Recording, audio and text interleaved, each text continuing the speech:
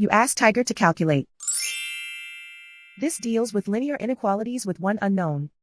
The final result is x smaller than 8. Let's solve it step by step. Group all constants on the right side of the inequality. Subtract 7 from both sides.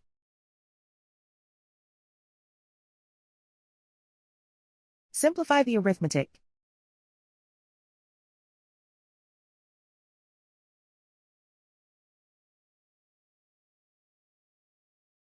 Isolate the x.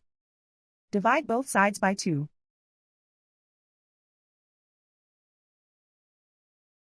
Simplify the fraction.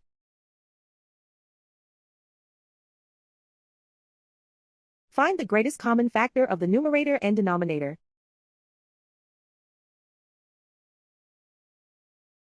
Factor out and cancel the greatest common factor.